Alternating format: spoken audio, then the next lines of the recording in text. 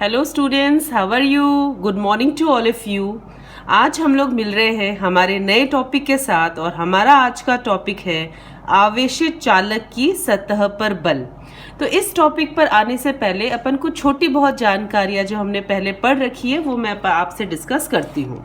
देखो स्टूडेंट्स, हमें ज्ञात है यदि हमारे पास दो आवेश हो, सपोज हम लोग दो कोई धनात्मक आवेश ले लेते हैं तो क्या होगा? तो आप कहेंगे कि यहाँ पर प्रतिकर्षण बल होगा, यानी कि अगर ये दोनों सजातीय हैं तो यह एक दूसरे को प्रतिकर्षित करेंगे। अगर हम कहें कि यहाँ पर दो से अधिक यदि आपके पास आवेश हैं तो क्या होगा? मैं मान लेती हूँ कि मेरे पास जो आवेश है वो इस प्रकार से हमारे पास 6 आवेश विद्यमान है, तो आपका जवाब पुनः वही होगा कि यहाँ पर भी यह एक दूसरे से प्रतिकर्षित करेंगे, यानी कि यहाँ पर एक बल लगेगा और वह बल ऐसा होगा जो एक दूसरे को दूर लेके जाएगा। अब विद्यार्थियों, आज जो हम टॉपिक कर रहे हैं उसमें है आवेशित चालक। तो पुनः हम क्या करते हैं, एक आवेशित चालक लेते हैं। आपको मैंने पिछले वीडियोस में बताया है कि कोई भी चालक होता है और आप उसे आवेशित करते हैं तो उसके सारे के सारे आवेश उसके बाहरी पृष्ठ पर ही विद्यमान होते हैं और उसके अंदर कोई भी आवेश नहीं होता, यानी अंदर आपका विद्युत क्षेत्र का मान 0 होता है। तो अब आप सोच के बताइए कि यदि आपके पास आवेशित चालक है तो इन आवेश पर क्या होगा? आप इन दोनों को एक दूसरे से तुलना करें तो आपका जवाब होगा कि यहाँ पर भी ये सारे प्रतिकर्षित करेंगे, यानी एक दूसरे से दूर जाएंगे, यानी सारे आवेश प्रतिकर्षण कर रहे हैं। बच्चों, जब सारे के सारे प्रतिकर्षण कर रहे हैं यानी कि वहां पर जो बल लग रहा है वो है बाहर जाता हुआ एक बल लग रहा है। बात कहां पर आती है? एक बल लग रहा है। तो आज हम यही देखेंगे, क्या हम इस बल को ज्ञात कर सकते हैं? अगर कोई चालक आवेशित है तो उसकी सतह पर क्या इस बल का मान ज्ञात हो सकता है या नहीं? जब तक स्थिति ये होती थी, कोई 2 या 3 आवेश होते थे तो वहां पर बल हम साधारणतः कूलाम बल से निकालते थे, किंतु स्थिति आज अलग है। हमारे पास एक आवेशित चालक है और हमें यहाँ ज्ञात करना है बल। विद्यार्थियों, अगर ये बल लगता है तो बल से आप नो डाउट आराम से दाब भी निकाल सकते हैं, क्योंकि प्रति एकांक क्षेत्रफल में जो बल लगता है वह किसके बराबर होता है? दाब के बराबर। तो आज का टॉपिक हमारा यही है कि एक आवेशित चालक है और हम सब मिलके आज इसकी सतह पर ज्ञात करेंगे बल और उसके पश्चात हम निकालेंगे उसका दाब। तो शुरू करते हैं हमारे टॉपिक के साथ। टॉपिक को जब हमने देखा कि हमारे पास एक चालक है वो आवेशित है, तो हम मानते हैं कि यहाँ पर जो आपके पास पृष्ठ आवेश घनत्व है वह लिया हमने सिग्मा। सिग्मा इसलिए लिया क्योंकि यह एक द्विविमीय राशि है, ठीक है। तो यहाँ पर हमने क्या लिया है? इसको सिग्मा ले लिया है। बच्चों, ये हमारे पास जो चालक है, आप इसको हमने पिछले गाउस के थ्योरम से पढ़ रखा है कि कोई भी आवेशित चालक होता है तो उसके पृष्ठ के ठीक बाहर जो उसका विद्युत क्षेत्र होता है उस विद्युत क्षेत्र का मान होता है सिग्मा बटा इप्सिलॉन नॉट, जबकि इसके अंदर जो विद्युत क्षेत्र का मान होता है वो होता है 0। तो हम क्या करते हैं, एक सतह के जस्ट बाहर एकदम पास है, पर चित्र आपको स्पष्ट नजर आए इसलिए मैं एक बिंदु थोड़ा सा दूर ही दर्शा रही हूँ। ये है बिंदु P1 जो है पृष्ठ के बाहर, चालक के बाहर, जबकि चालक के अंदर एक अन्य बिंदु है वो है P2। बच्चों, इस बिंदु P1 पर विद्युत क्षेत्र का मान बिंदु P1 कौन सा है? जस्ट पृष्ठ के बाहर बिंदु P1 पर विद्युत क्षेत्र का मान गाउस प्रमेय से हम देख चुके हैं यह आता है सिग्मा बटा इप्सिलन नॉट। इसको हमने कहाँ से लिया है? गाउस प्रमेय में आपको यह एक वहाँ पे अनुप्रयोग कराया गया है, जहाँ आपको बताया है कोई आवेशित चालक होता है तो उसके पृष्ठ पर जो विद्युत क्षेत्र का मान होता है वो होता है सिग्मा बटा इप्सिलन नॉट। इसी भांति हमने एक बिंदु लिया P2, ये कहाँ लिया है? चालक के भीतर, और हमें पता है चालक के भीतर यानी अंदर विद्युत क्षेत्र का मान होता है 0, यानी कि बिंदु P2 पर विद्युत क्षेत्र का मान कितना हो जाएगा? 0। तो हमने EP2 क्या लिख दिया है? 0, और EP1 हो लिखा है सिग्मा बटा इप्सिलन नॉट। क्लियर? अब देखो हम क्या करते हैं, इस पूरे चालक को दो भागों में विभक्त करते हैं। एक है अल्पांश भाग जो मैं लिख रही हूं AB द्वारा, और यह है वो अल्पांश भाग। ठीक है, हमने चालक के दो भाग किए, एक ये छोटा सा भाग अल्पांश छोटा भाग AB जिसका क्षेत्रफल ले रहे हैं हम लोग DS। तो चालक को दो टुकड़ों में तोड़ेंगे, एक ये बड़ा वाला, यहाँ पे एक अन्य बिंदु हम C ले लेते हैं, तो एक हो जाएगा हमारे पास ACB और दूसरा भाग हो जाएगा AB। क्लियर? हम मानेंगे कि इस AB के कारण, किसके? छोटे वाले, इस AB के कारण जो विद्युत क्षेत्र की तीव्रता बनती है, इसे मैं लिख देती हूं। हम लेते हैं, यदि अल्पांश जो छोटा था हमारे पास, अल्पांश AB जिसका क्षेत्रफल हमने क्या माना है विद्यार्थियों? DS। तो क्षेत्र यदि अल्पांश AB के कारण हमने क्या लिया यहाँ पर? विद्युत क्षेत्र की तीव्रता मानी है E1 के कारण उत्पन्न विद्युत क्षेत्र हमने माना है इसे E1, तथा शेष भाग यानी कि बड़ा वाला भाग, शेष भाग ACB के कारण जो विद्युत क्षेत्र बनता है वो हमने माना है E2।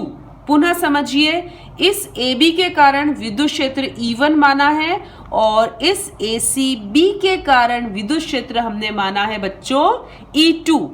तो इस P1 बिंदु पर जो विद्युत क्षेत्र है, यानी कि P1 बिंदु पर जो विद्युत क्षेत्र है वो किसके बराबर होगा? वो इस अल्पांश के कारण उत्पन्न विद्युत क्षेत्र और ACB के कारण उत्पन्न विद्युत क्षेत्र का सदिश योग होना चाहिए। तो इसका एक बार आप लोग ध्यान पूर्वक सोचिए कि इसकी डायरेक्शन यानी कि दिशा क्या होगी।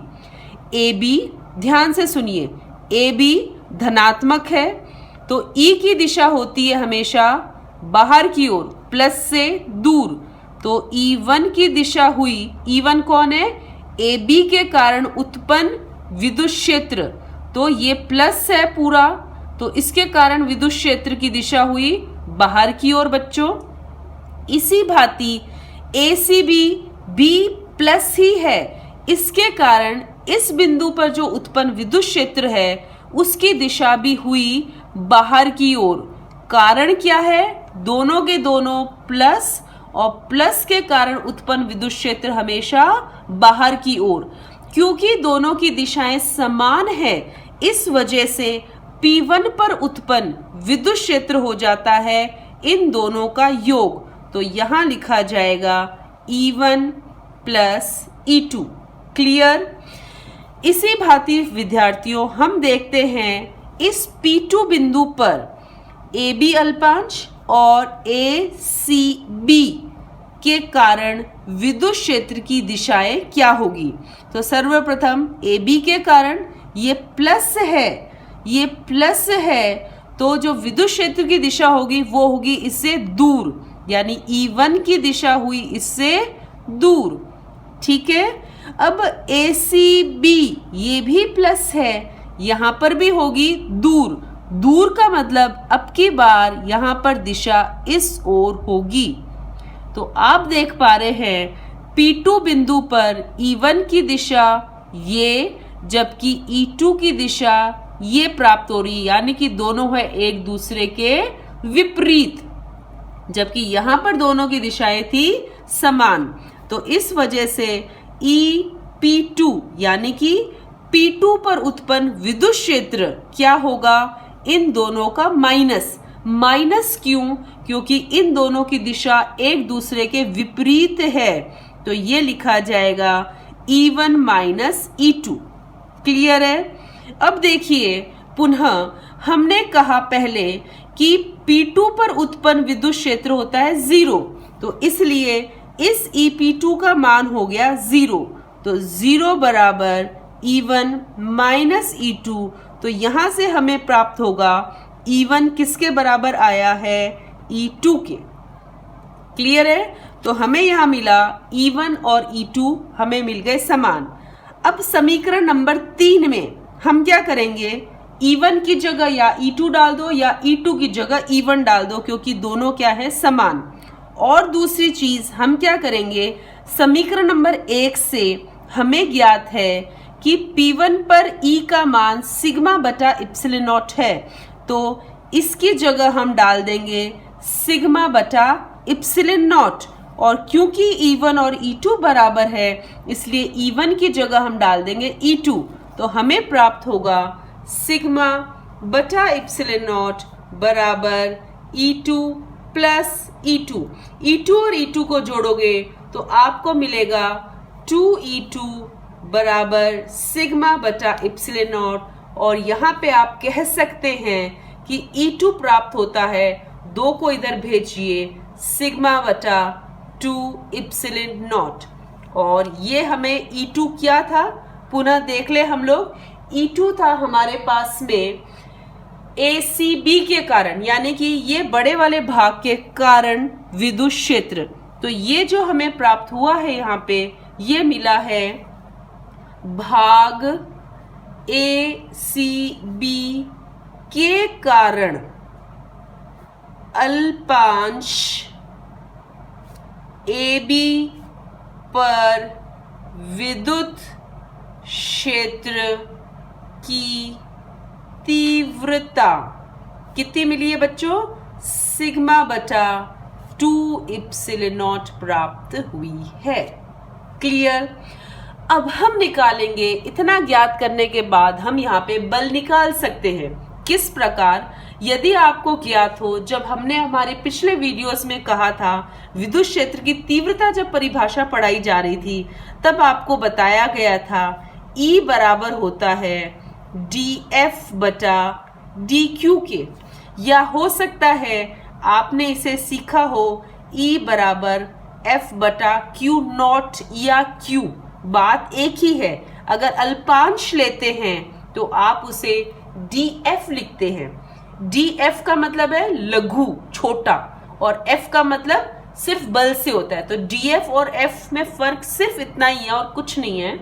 तो यहां से आप dF का मान निकालें, dF आपको प्राप्त होगा E dQ।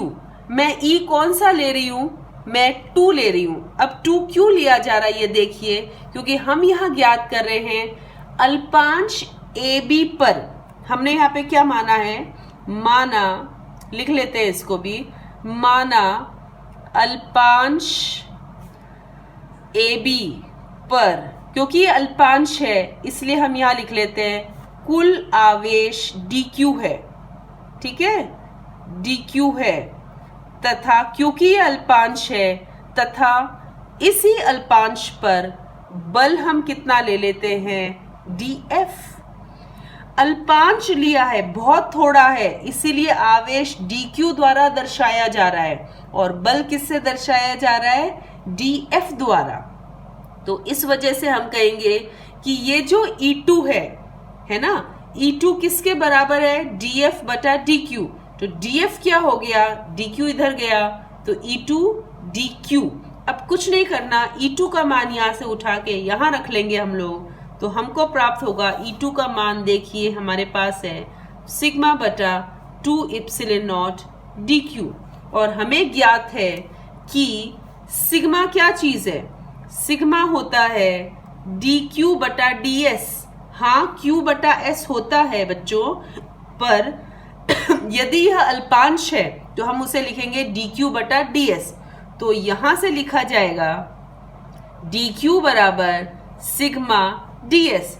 तो इस डी क्यू के स्थान पर आप मान रखें सिग्मा डी एस का, तो हमें प्राप्त होता है डी एफ बराबर सिग्मा बटा 2 इप्सिलन नॉट, डी क्यू के स्थान पर इसका मान सिग्मा डी एस। सिग्मा और सिग्मा हो जाएंगे गुणा, तो sigma square 2 इप्सिलन not D S.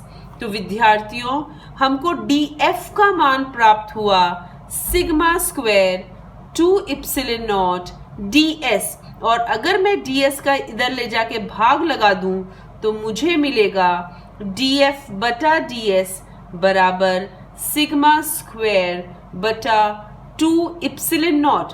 और डी एफ बटा डी एस क्या है? डी एफ बटा डी एस दाब है, क्योंकि दाब क्या होता है?